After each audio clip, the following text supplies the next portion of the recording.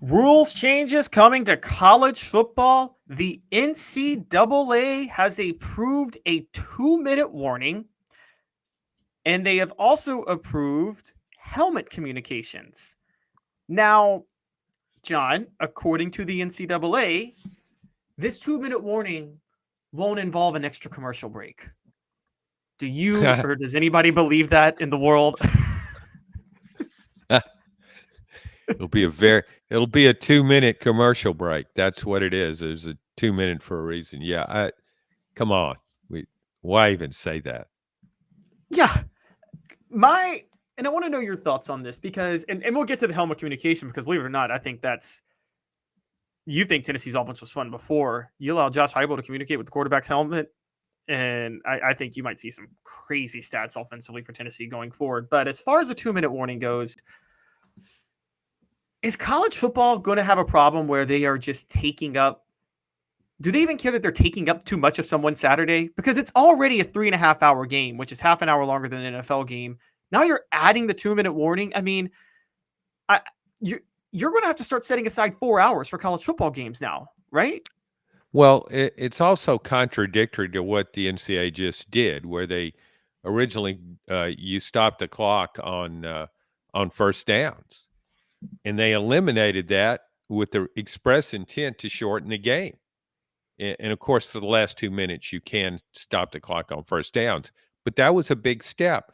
But now they're going back the other way, and I can't help but believe that this is a commercial driven decision. Uh, what else would it be? Are they just trying to say we want to be NFL light? We want to be this. It's just another melding of pro football with college football, and it's all become pro football in just two different levels. But have they not paid attention to the lack of interest that there is in minor league baseball nowadays to realize that you shouldn't just make yourself pro football light? I mean, this is a very short sighted decision with them doing this. No, but see, here's the thing, Caleb. I prefer watching college football game to a pro game.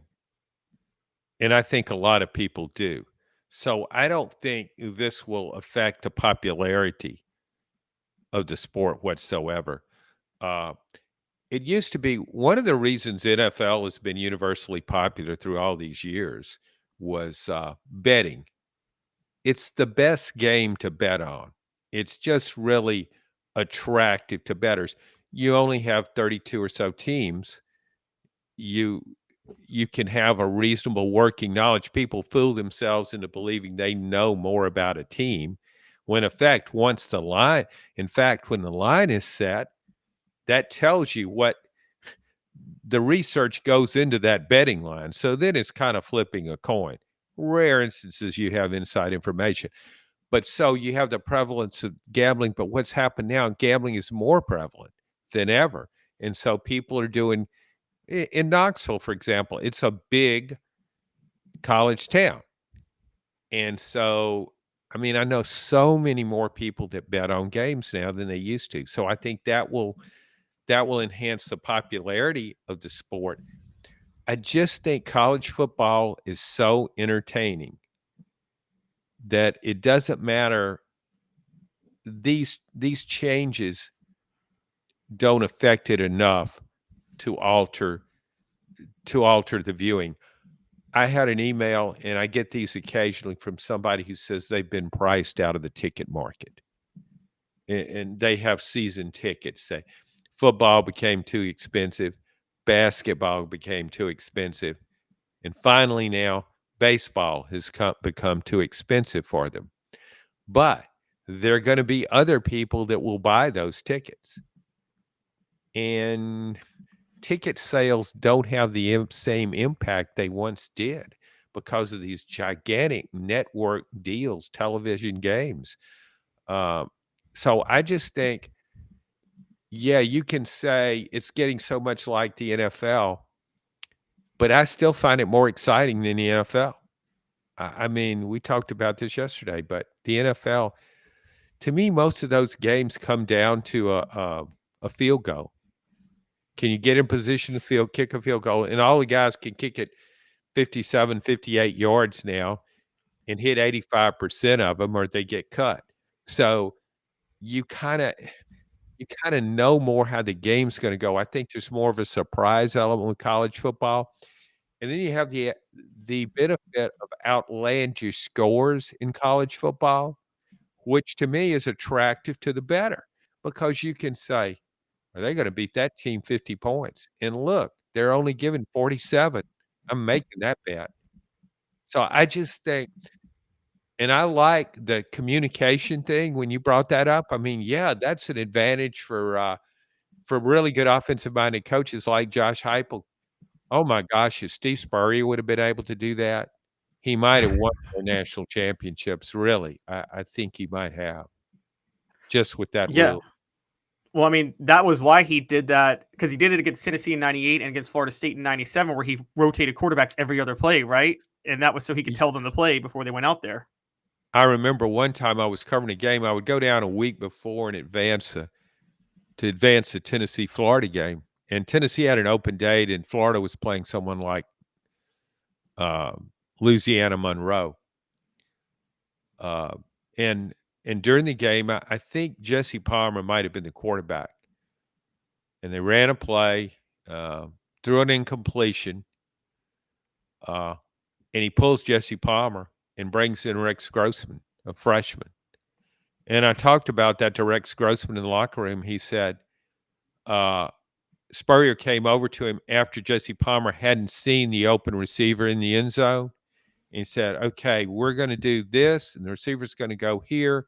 Can you throw him the ball in the end zone?" He said, "Yeah, coach." And he did. And it was a touchdown. So to him, it was all about can these quarterbacks follow Steve Spurrier's?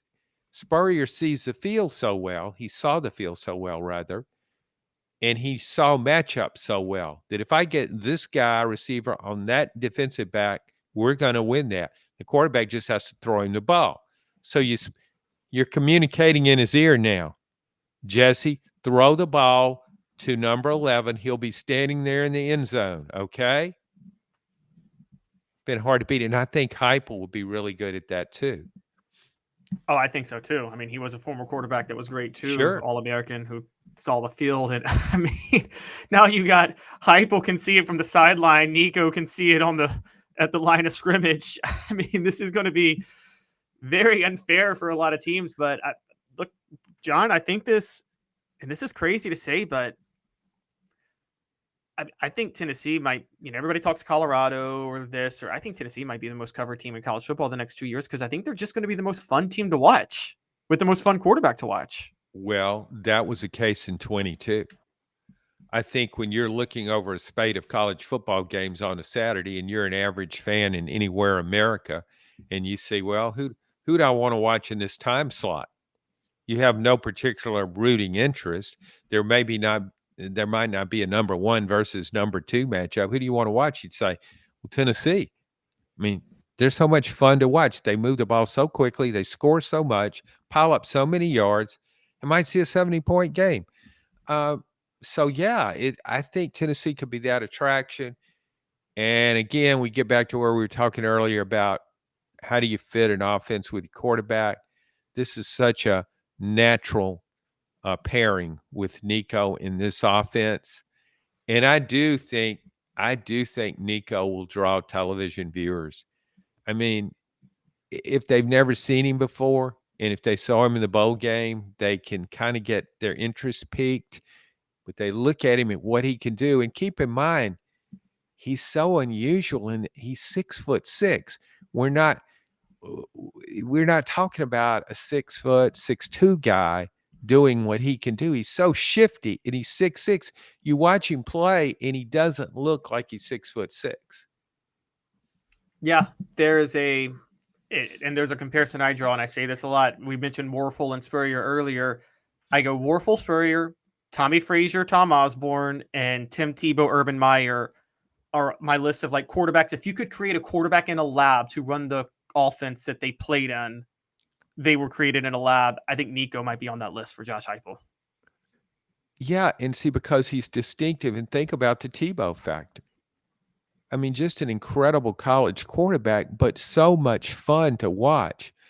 To watch a quarterback get in the open field and lower his shoulder and knock a safety into next week, or even a linebacker. I mean, you wanted to watch him play.